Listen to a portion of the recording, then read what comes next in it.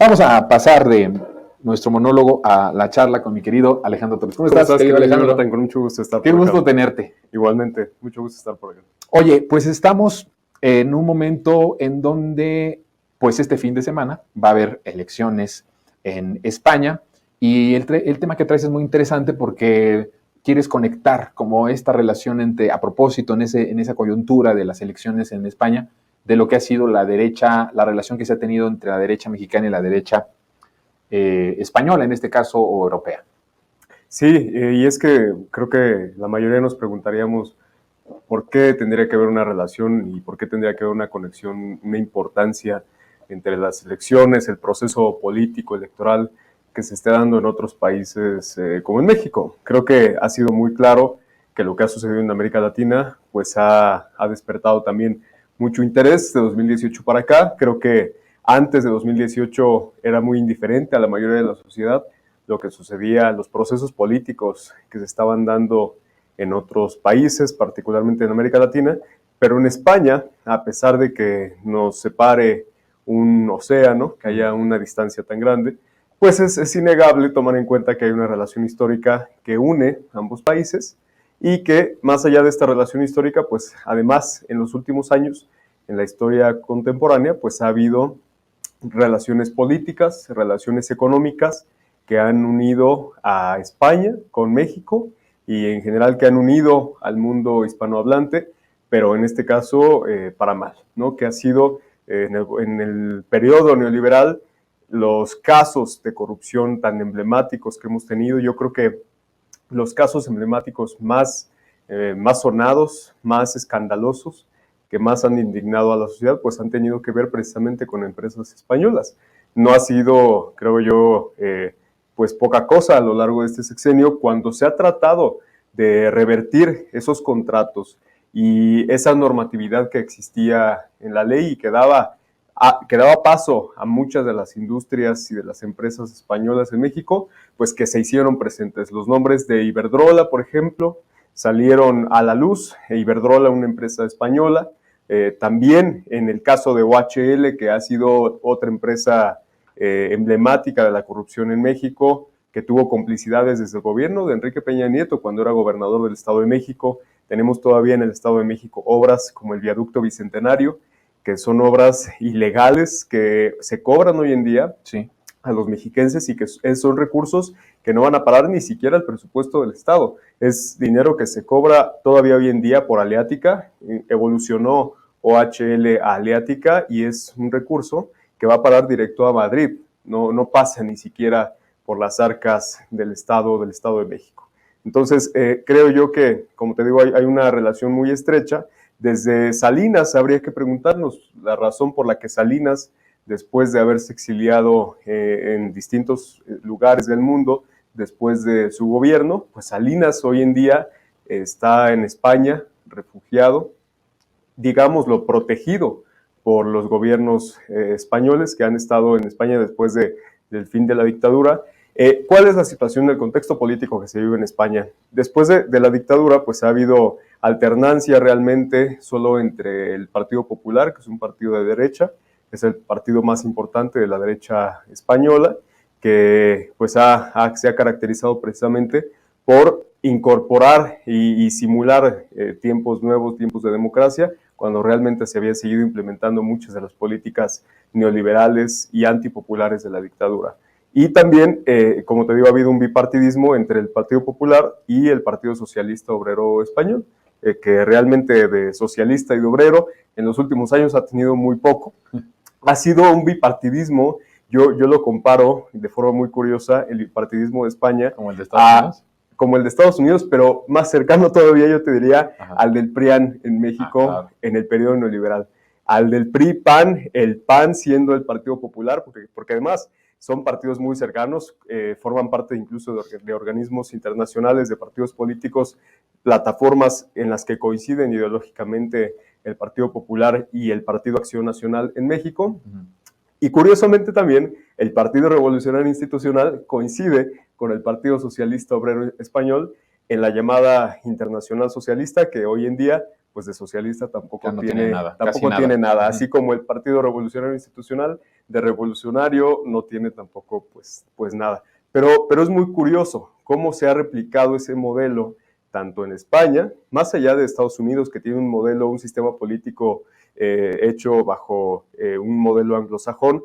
En España y en México se han replicado estos modelos para simular alternancia entre distintas fuerzas políticas que al final de cuentas pues han reflejado lo mismo. La política interna del PSOE ha sido una política supuestamente socialdemócrata, pero que en los hechos pues no realizó grandes cambios en beneficio de la clase trabajadora, de las clases populares en España, y en la política exterior en los últimos tiempos se ha caracterizado también por el respaldo a Marruecos por encima de la soberanía del Sáhara Occidental. Entonces, casos como este son los que se han visto en España. Vimos hace poco la irrupción en el escenario político frente a este bipartidismo del PSOE y del PP, vimos la irrupción de Podemos, de esta fuerza política que tuvo un crecimiento muy importante hace unos años, sí, pero que vimos una operación también del aparato mediático español que está, claro, pues encabezado por El País, por El Mundo, otros medios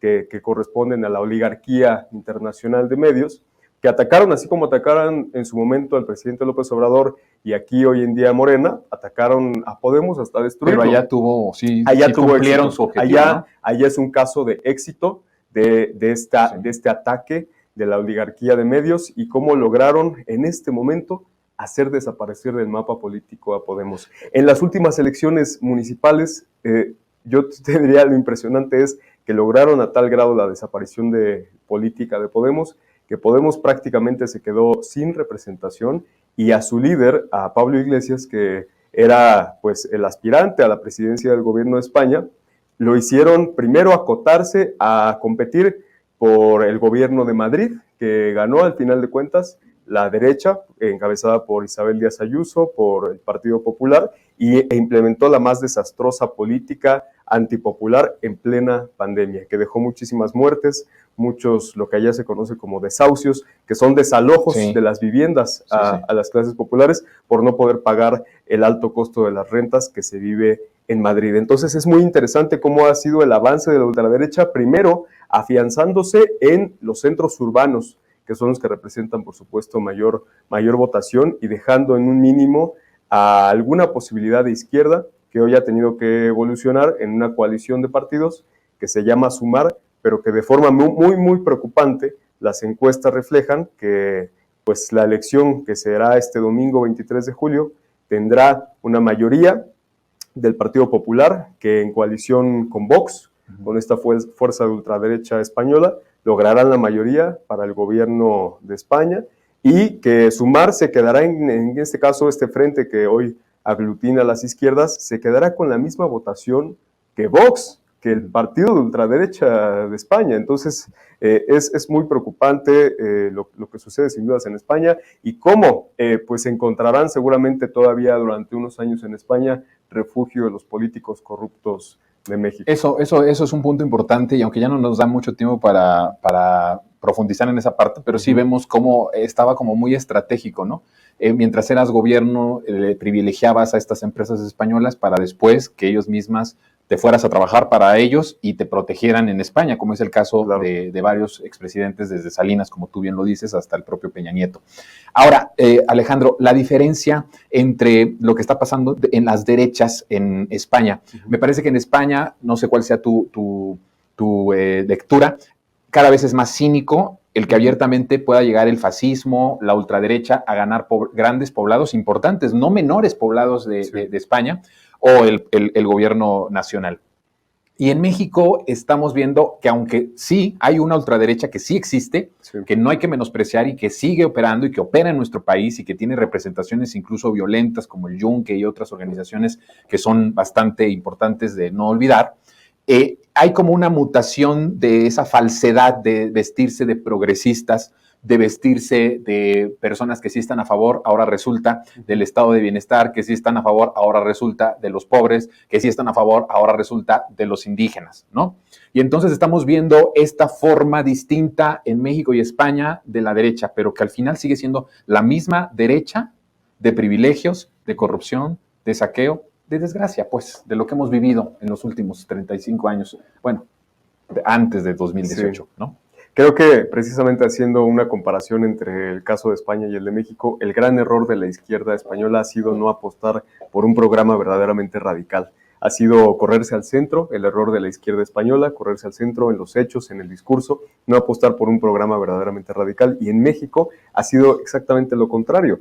El programa de la Cuarta Transformación ha apostado por ser lo más radical posible y por estar sentado no en lo que determinen las cúpulas o incluso el presidente de la República. En estos momentos el proyecto alternativo de nación o el proyecto ya de la Cuarta Transformación para 2024-2030 se está construyendo con consultas, con asambleas de abajo, desde las comunidades en los 300 distritos electorales del país, y así es como se está apostando, no porque sea una cúpula del partido la que decida el rumbo del proyecto, sino porque lo determinen las bases, lo determine el pueblo, y así el programa de Morena en 2024 tenga que ser, pues ahora sí que diga, esto fue lo que ha mandatado el pueblo y será lo que apliquemos. Que se lleve a cabo.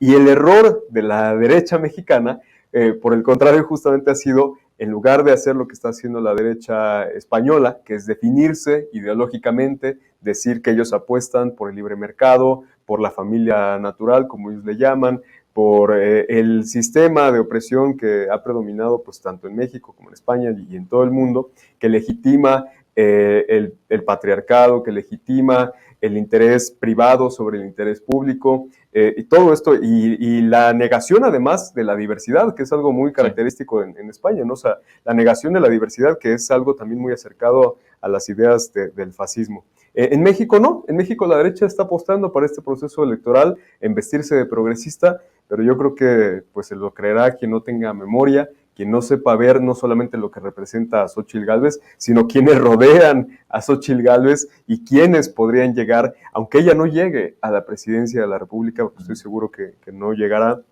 los pocos escaños, los pocos lugares que ganen en el Congreso serán precisamente para beneficio de estas fuerzas políticas que gobernaron al país durante más de 30 años y que lo llevaron al desastre en el que hoy nos lo dejaron. Entonces yo creo que ahí habría que analizar muy bien eso.